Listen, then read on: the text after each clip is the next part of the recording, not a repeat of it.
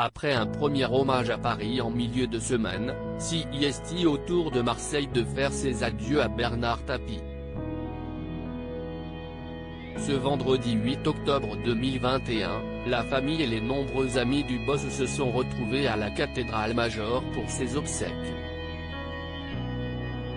Aux côtés de sa veuve Dominique et de ses enfants, Jean-Louis Borloo a pris la parole le temps d'un hommage émouvant. À la fin de son discours élogieux, l'homme politique de 70 ans a regagné sa place avec une vive émotion. Soutenu par Renaud Muselier, le président du Conseil régional de Provence-Alpes-Côte d'Azur, assis à côté, l'ancien ministre est apparu très affecté.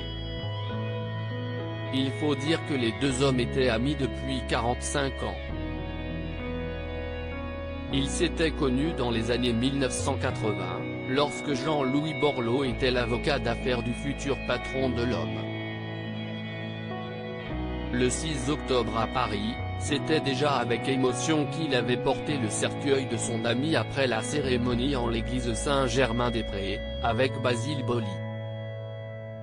Comme l'a rapporté l'AFP, quelques milliers de supporters sont partis en procession vendredi matin, depuis le Vieux-Port, derrière le convoi funéraire de Bernard Tapie, pour rejoindre la Major.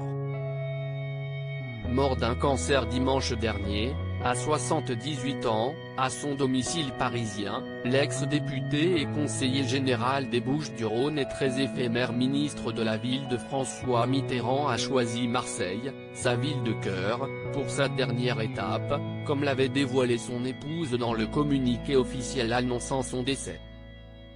On te ramène à la maison, avait expliqué Stéphane Tapie, son fils, sur Instagram mercredi. À la Major, à 1 heure du début de la messe, des centaines de personnes patientaient devant la cathédrale. Mais, que ce soit au Vieux-Port ou près de la cathédrale, on restait loin des marées humaines qui envahissent la ville lors des grandes victoires de l'Homme. Bernard Tapie sera inhumé au cimetière de Mazargues, à quelques encablures du Vélodrome, le berceau des exploits de l'Homme.